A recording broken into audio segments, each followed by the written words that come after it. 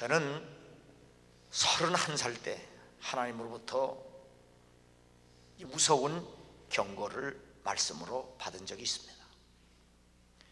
목회하기 바로 전에 몸이 약해서 뒷산에 오르다가 겨울에 샘물을 한 잔 먹고 내려와서 그대로 자리에 누워서 15일을 음식도 못 먹고 크게 앓은 적이 있습니다.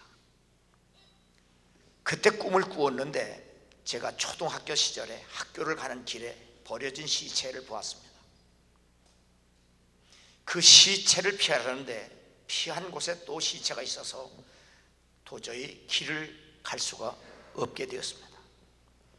어떻게 생각할까 생각하는 중에 나는 이미 발가벗은 몸으로 시체 위를 날아가고 있었고, 그때 산 너머의 창리교회에서 예배 시간을 알리는 종소리와 함께 또렷한 주의 음성을 들었습니다. 너는 이와 같이 여호와께서 보시기에 정직한 일을 행하여 무죄한 자의 피 흘린 죄를 너희 중에서 제할지니라. 신명기 21장 9절의 말씀이다.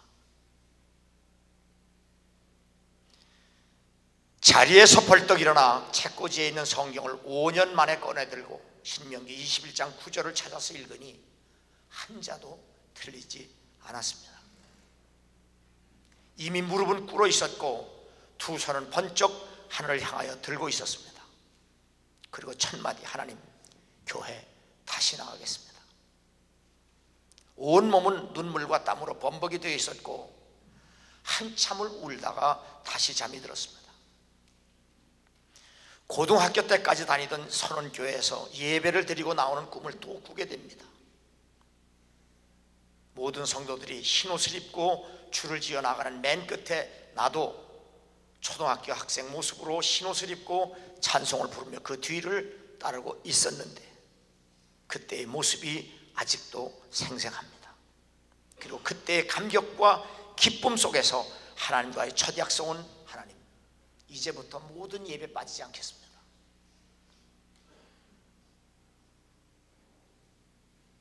그 후에 최홍석 목사님이 인도하시는 부흥회에 참석하였다가 새벽에 성령 체험을 했습니다.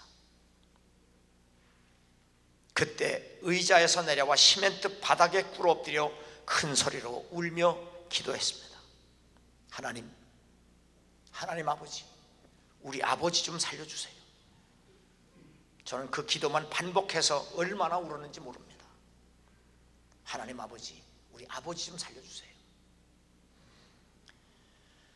31살 먹도록 아버지의 구원을 위해서 기도해 본 적도 없고 전도를 해본 적도 사실 없었습니다. 그날 이후로 석 달 이상을 날마다 교회 나가서 아버지의 구원을 위해 참 많이 울었습니다. 아마도 평생 울 걸 그때 다 울었습니다. 그 후에 아버지는 80세에 예수 그리스도를 영접하셨고 주일 예배도 드리시고 11조를 드리시며 3년간 가정예배를 통해서 여러 가지 은혜도 체험하시고 성경을 읽으시다가 밤에 주무시다가 하나님 나라로 가셨습니다. 그 아버지의 구원 때문에 내가 목사가 되었고 물려주신 집에서 소명교회가 시작이 되었습니다. 오늘 23절 28절에 보면 예수께서 돌이켜 그들을 향하여 이르시되 예루살렘의 딸들아, 나를 위하여 울지 말고 너희와 너희 자녀를 위하여 울라. 예수께서 왜 자신을 위해 울지 말라고 하신 말씀에는 우리가 두 가지 측면에서 이해할 수 있어야 합니다. 첫째는 예수가 왜 죽어야 하는가, 그리고 슬퍼해야 할 대상이 누구인가 하는 겁니다. 정작 마음 아프고 가슴을 쳐야 할 이스라엘에게 미칠 하나님의 진노와 저주이어야 합니다. 예수의 죽음이 슬픈 것이 아니라 바로 우리의 죽음이 슬퍼야 합니다. 많은 선지자를 죽이고 마침내 예수 그리스도까지 서슴없이 죽이는 이스라엘의 죄입니다. 오늘 34절에 보면 예수께서 이르시되 아버지, 아들을 사하여 주옵소서, 저들을 사하여 주옵소서. 자기들이 하는 일을 알지 못함이니. 무지한 인간은 하나님을 모르기 때문에 정작 자기 자신도 잘 모릅니다. 요한계시록 18장 2절에는 무너졌도다 큰 성 바벨론이요 귀신의 처소와 각종 더러운 영이 모이는 곳과 각종 더럽고 가증한 새들이 모이는 곳이 되었다. 회개하지 않는 교회가 바로 더러운 영들, 악한 영들, 가증한 새들이 모이는 곳으로 타락했다고 하는 하나님의 탄식입니다.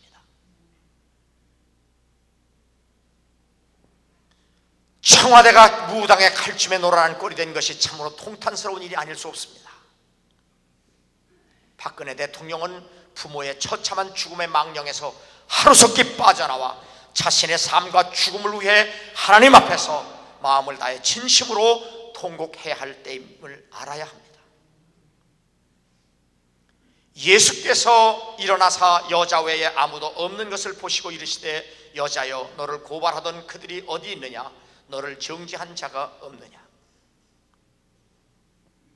백성들이 급기야 돌 대신에 촛불을 들고 대통령을 향하여 연일 물러나라고 소리 지르고 있습니다. 예수께서 이르시되 나도 너를 정죄하지 아니하노니 가서 다시는 죄를 범하지 말라 하시니라. 하나님께서 이 나라의 수치와 정부의 수치를 드러낸 것은 이 나라와 이 정부를 고치시기 위함임을 우리가 알아야 합니다. 하나님 여호와께서 이같이 말씀하시기를 내가 내 기도를 들었고 내 눈물을 보았노라. 내가 내 수한에 15년을 더하고 너와 이 성을 아수르 왕의 손에서 건져내겠고 내가 또 이 성을 보호하리라.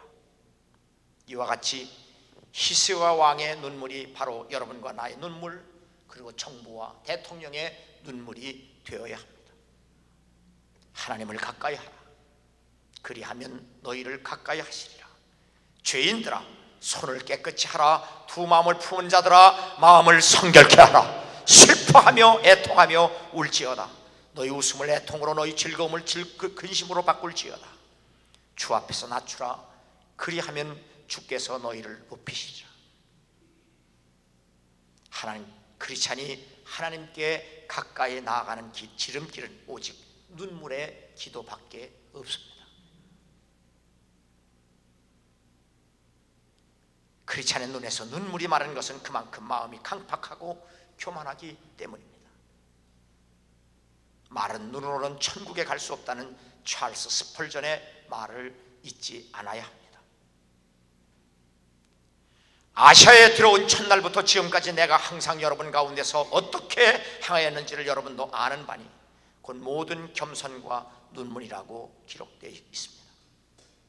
위대한 사도 바울의 사역과 삶은 곧 눈물의 역사라고 해도 과언이 아닙니다. 나의 눈물을 주의 병에 담으소서. 시편 56편 8절에 있는 말씀인데 List my tears on your scroll이라고 되어 있습니다. 스크롤이라는 말은 두루마리, 파피루스 문서의 그 종이 그런 의미인데 여긴 해석을 주의 병에 담으라고 했는데 두루마리가 맞습니다. 요한계시록에도 보면 책들과 책이 있습니다. 복수와 단수로 되어 있습니다. 그 단어가 우리에게 의미하는 것은 구원받은 사람이 구원받지 못한 사람들보다 적다고 하는 의미가 내포되어 있습니다. 책들과 책입니다. 그 생명책에 기록된 대로 갚아주리라. 생명책들에 기록한 대로 갚아주리라고 주님은 말씀하셨습니다. 그러므로 하나님은 우리의 눈물을 기억하신다는 사실을 깨닫고 하나님의 생명책에 여러분의 눈물이 기억되고 기록될 수 있기를 주의 이름으로 축원합니다. 두 번째로 자녀를 위해서 울어야 합니다. 29절입니다. 보라, 날이 이르면 사람이 말하기를 잉태하지 못하니와 해산하지 못한 배와 먹이지 못한 젖이 복이 있다 하리라.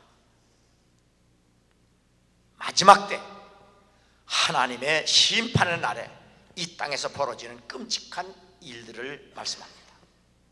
그런데 이 누가복음 23장 29절의 이 말씀 앞에 누가복음 21장 23절에는 이런 말씀이 있습니다. 그날에는 아이 벤 자들과 젖 먹이는 자들에게 화가 있으리니 이는 땅에 큰 환난과 이 백성에게 진노가 있겠습니다. 29절의 말씀과 전혀 반대되는 말씀이 이미 기록되어 있습니다. 예수 그리스도는 아이 벤 자들과 젖 먹이는 자들에게 화가 있을 것이라고 말씀하셨는데, 그 반대로 잉태하지도 해산하지도 못하고 젖 먹이지 못한 여인이 복이 있다고 말씀하셨기 때문입니다. 시편 127편 3절에 보면 보라, 자식들은 여호와의 기업이요 태열매는 그의 상급이라고 분명히 말씀하셨는데, 이렇게 귀한 자녀들이 애물단지로 전락한 단 한 가지 이유는 불신앙 때문입니다. 불신앙 때문이에요. 그 세대의 사람도 다 그 조상에게로 돌아갔고, 그 후에 일어난 다른 세대는 여호와를 알지 못하여 여호와께서 이스라엘을 위하여 행하신 일도 알지 못하였더라. 이러한 일들이 우리 가족, 우리 집에서 일어나지 않기 위해서 울어야 할 책임과 의무가 부모에게 있다는 사실입니다.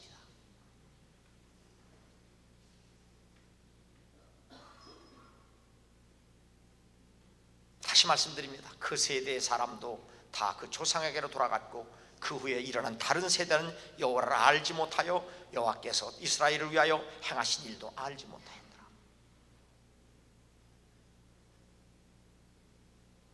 자식들이, 이 귀한 자식, 하나님이 주신 선물인 자식이 하나님도 알지 못하고 하나님이 하신 일도 알지 못하는 무지한 인간으로 전락했다는 사실입니다. 내가 밤낮 간구하는 가운데 쉬지 않고 너를 생각하여 청결한 양심으로 조상 쪽부터 섬겨오는 하나님께 감사하고 내 눈물을 생각하여 너 보기를 원함은 내 기쁨이 가득하게 하려 함이니 이는 내 속에 거짓이 없는 믿음이 있음을 생각함이라. 이 믿음은 먼저 내 외조모 로이스와 내 어머니 유니게 속에 있더니 내 속에도 있는 줄을 확신하노라. 디모데가 외할머니와 어머니로부터 물려받은 청결한 양심과 거짓이 없는 믿음의 유산은 그의 눈물에 의해서 아름답게 열매를 맺고 있다는 사실을 바울이 우리에게 알려주고 있습니다. 외할머니로부터 시작된 눈물이 어머니에게로 그리고 디모데에게로 전해질 것입니다. 어거스틴을 회심시킨 암브로시우스는 기도하는 자식은 망하지 않는다고 했습니다. 아마 암브로시우스가 그렇게 말한 것은 바로 어거스틴의 어머니 모니카의 기도 때문인 것으로 생각합니다. 모세의 어머니, 그리고 존 웨슬리의 어머니, 존 락펠러의 어머니, 어거스틴의 어머니, 아브라함 링컨의 어머니, 알버트 슈바이처의 어머니, 펄복의 어머니, 알버트 아인슈타인의 어머니, 벤 카슨의 어머니는 서로 다른 시대에 살았고 서로 다른 환경에서 다른 삶을 살았습니다. 그런데 한 가지 공통된 점은 그들이 자녀를 위해 눈물로 기도했다는 점입니다. 기도의 삶과 행함의 본이 자녀를 위대한 인물로 만들었음에 틀림이 없었습니다. 어거스틴은 어려서부터 어머니 모니카의 기도의 눈물을 먹으며 성장했지만 방탕한 자식이 죄악의 구렁텅이에서 돌아와 기독교 역사에 전무후무한 인물이 되기까지 모니카의 삶은 눈물의 기도로 수놓은 기다림의 삶이었다고 역사가들은 평가하고 있습니다. 눈물의 기도로 수놓은 기다림. 어스는 자신의 고백론에서 어머니는 눈물로 기다리는 분으로 고백을 합니다. 내 어머니는 눈물로 기다리는 분이다. 왜냐하면 30년을 기도했기 때문입니다. 중간에 한번 돌아오긴 했지만 회개하지 않고 돌아와서 내쫓아버렸습니다. 그리고 또다시 기다렸습니다.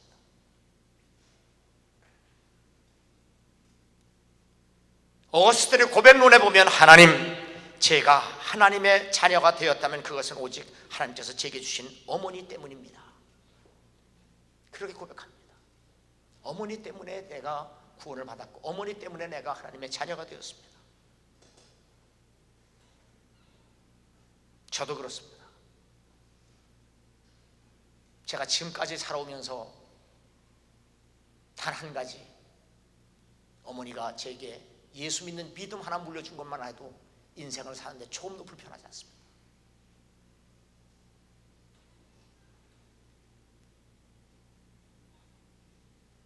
부모로서 해야 할 의무와 책임은 자식을 위해 눈물로 기도하는 것 뿐입니다.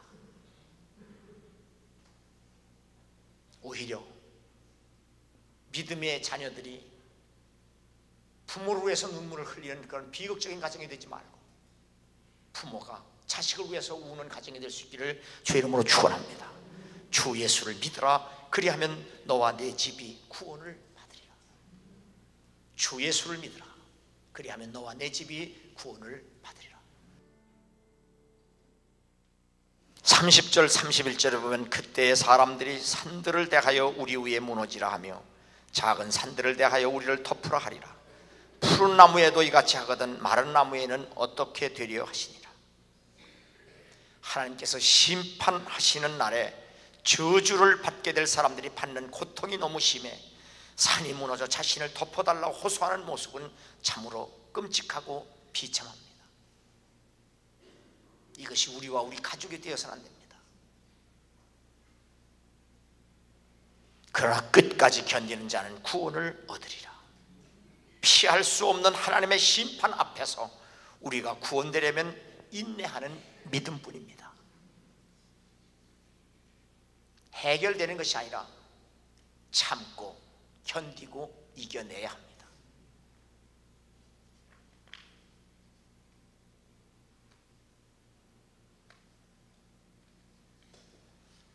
거기서 나와 그의 죄에 참여하지 말고 그가 받을 재앙들을 받지 말라. 그의 죄는 하늘에 사무쳤으며 하나님은 그의 불의한 일을 기억하신지라. 그가 준 대로 그에게 주고 그의 행한 대로 갑절을 갚아주고 그가 섞은 잔에도 갑절이나 섞어 그에게 주리라. 인생은 살아온 대로 심은 대로 뿌린 대로 거두게 하시는 하나님의 선언입니다. 우연은 없습니다. 인생에 우연은 없습니다. 인생에 결코 우연은 없습니다. 살아온 대로 심은 대로 뿌린 대로 갚아주시겠다고 하는 것이 하나님의 선언입니다. 하나님의 말씀입니다. 요행수 바라지 마세요. 절대로 하나님의 역사에는 요행수가 없습니다. 하루 동안에 그 재앙들이 이르리니 곧 사망과 애통함과 흉년이 그가 또한 불에 사라지리니 그를 심판하시는 주 하나님은 강하신 자이시다. 하나님 없이 자기의 수단과 방법으로 산 인생이 망하는 것은 하루면 충분하다는 하나님의 말씀입니다. 다시 말씀드릴게요. 하나님 없이 자기 수단과 방법으로 쌓아온 인생이 망하는 것은 하루면 충분합니다. 다시 읽어드릴게요. 하루 동안에 그 재앙들이 이르니 곧 사망과 애통함과 흉년이 그가 또한 불에 살라지리니 그를 심판하시는 주 하나님 강하신 자시라. 요한계시록 18장 8절에 기록된 말씀이에요. 인생이 망하는 것은 하루면 충분하다 그 말이에요.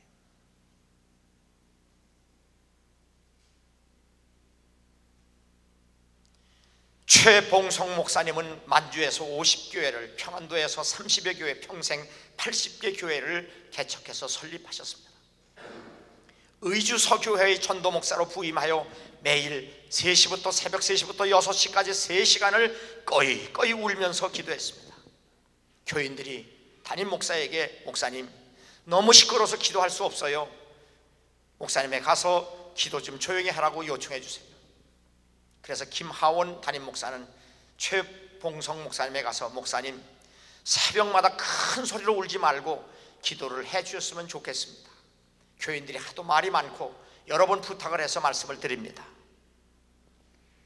최봉성 목사님은 주먹으로 땅을 치면서 마루팔을 치면서 큰 소리로 대답을 합니다. 김 목사는 눈이 멀었어. 이 의주성 안에 왕래하는 수많은 사람들이 다 죄로 썩은 송장이 되어 바지 쪼가리만 펄럭거리고 타나든 것이 보이지 않소. 나는 저들의 죽어가는 모습을 보면서 눈물을 흘리지 않을 수 없어.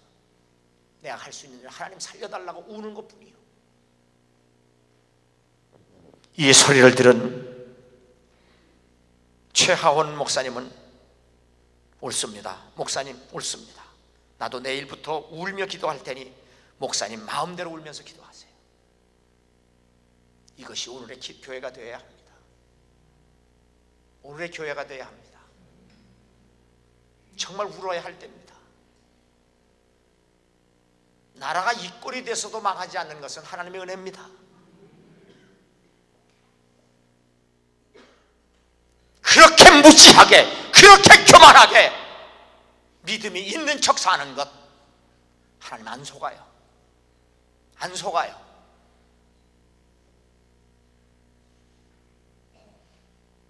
그러므로 십자가 밑에서 우리가 할 일은 우는 길밖에 없어요.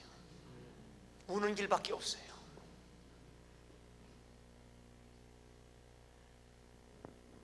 하나님은 모든 사람이 구원을 받으며 진리를 아는데 이르기를 원하시느니라. 하나님은 한 분이시요 또 하나님과 사람 사이의 중보자도 한 분이시니 그 사람이신 그리스도 예수라.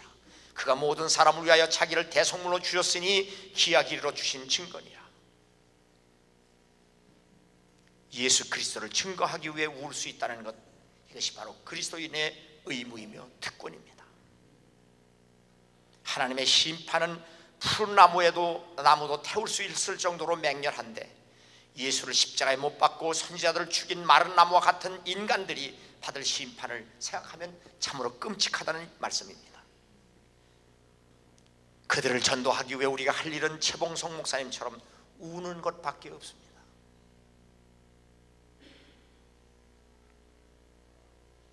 너희가 돌아와 여호와 앞에서 통곡하라.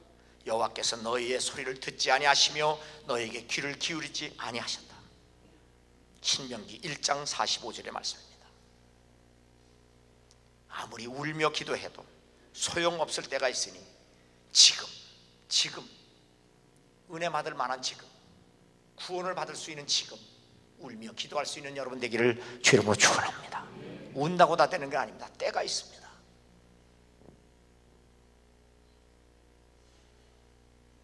너희가 아는 바와 같이 그가 후에 축복을 이어받으려고 눈물을 흘리며 구하되 버린 바가 되어 회개할 기회를 얻지 못했느라. 에서의 얘기입니다. 우리가 에서와 다를 바 없습니다. 그러므로 목사가 기도하자고 할 때, 목사가 기도하라고 할 때 농담으로 여기지 말고 사람의 말로 여기지 말고 하나님의 말씀으로 듣고 기도하는, 그리고 울 수 있는 복된 성도가 되기를 주 이름으로 축원합니다. 이 날은 온 지구상에 거하는 모든 사람에게 임하리라. 이러므로 너희는 장차 우리 모든 일을 능히 피하고 인자 앞에 서도록 항상 기도하며 깨어 있으라 하시니라. 예수 그리스도께서 친히 하신 말씀입니다. 지구상에 거하는 모든 사람에게 임할 그날, 그날에 주 앞에 떳떳하게 설 수 있는 사람은 기도하는 사람뿐이라는 말씀입니다. 농담으로 여기지 말고 주님의 말씀대로 나 자신을 위해서, 내 자녀를 위해서, 그리고 예수 그리스도를 십자가에 못 박은 이웃을 위해서 울며 기도할 수 있는 건강한 성도가 되기를 주 이름으로 축원합니다.